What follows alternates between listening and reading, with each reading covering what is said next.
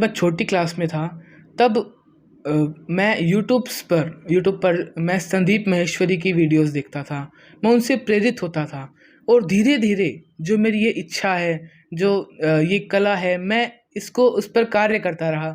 और मैं अब उस इस क्षेत्र में मैं सुधार कर रहा हूँ और उसकी पूरी कोशिश कर रहा हूँ।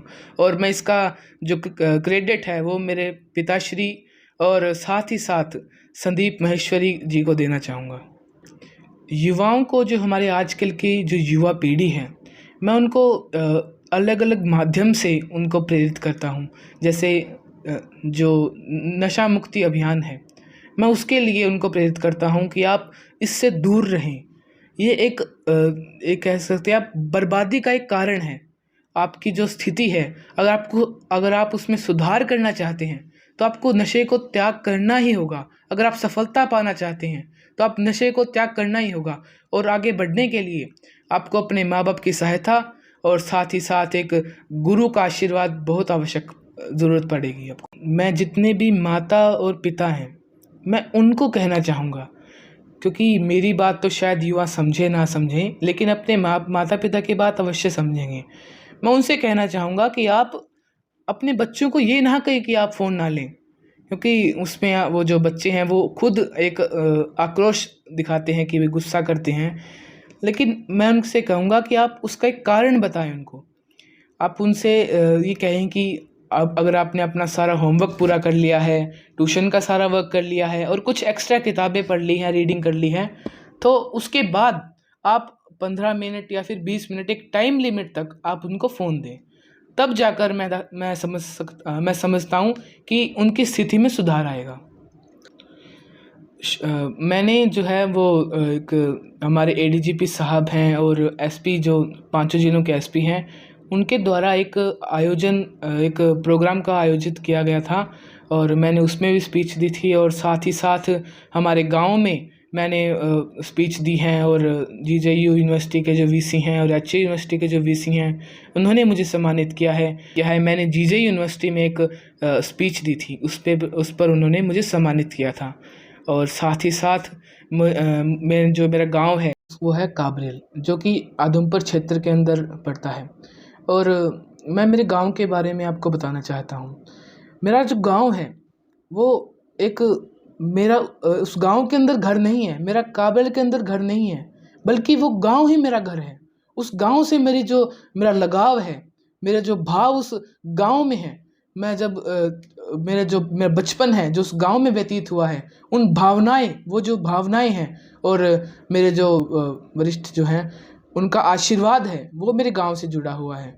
और मैं अपने गांव से हमेशा जुड़ना चाहता हूं और हमेशा अपने गांव के लिए, अपने गांव का नाम रोशन करना चाहता हूं। हाँ जी, जो मेरे माता पिता हैं श्रीमान अशोक कुमार जी, वो मेरा सहयोग करते हैं और साथ में मेरी माता जी भी मेरा सहयोग करते हैं, राजबाला देवी जी।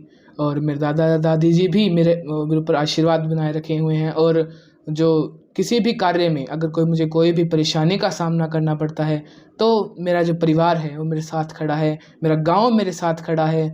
और मैं इसी के साथ मैं कहना चाहूँगा कि जो हमारे युवा साथी हैं, वो मैं उनको प्रेरित करता हूँ। और साथ ही साथ मेरे जो युवा साथी हैं, उनको यह मैसेज देना चाहता हूँ कि अगर आपको कामयाब होना है, अगर आपको एक कामयाबी की सीढ़ी अगर आप पहुँचना चाहते हैं, तो असफलताएं आपको सामना करना पड़ेगा, क्योंकि सफलता की सीढ़ियां हैं असफलताओं का आपका सामना करना पड़ेगा। लेकिन सामना करने से कुछ नहीं होगा, उसको विमर्श कर, उस पर एक अपना लक्ष्य निर्धारित कर, उस पर आगे बढ़ना ज़रूरी है। मेरे जो युवा साथी हैं, मैं उनको कहना चाहूँगा, मैं उनसे कह सकते हैं कोर्ट के माध्यम से उनको बताना चाहूँगा कि इतिहास लिखने के लिए कलम की नहीं बल्कि बुलंद इरादे और एक निर्धारित लक्ष्य की आवश्यकता होती है। अगर आप मेहनत करते हैं, लगन करते हैं, अगर उस कार्य में अपना 100% देते हैं, तो आपको एक ना एक दिन ज़रूर सफलता प्राप्त होगी। और अपने देश के लिए, अपनी मातृभूमि के लिए आप कुछ ना कुछ अवश्य करेंगे। अभी मैं सेक्टर 14 हिसार में रह रहा हूँ, लेकिन मैं अपने गांव से मैं अपने गांव से जुड़ाव रखना चाहता हूं। शुरुआत से ही मुझे अपने गांव से बड़ा लगाव है और मैं आगे भी इस लगाव को बढ़ाना चाहता हूं। मैं चाहे किसी भी स्थिति में क्यों ना हूं, मैं मेरे गांव के लिए जो प्रेम है उसको कभी कम नहीं होने दूंगा।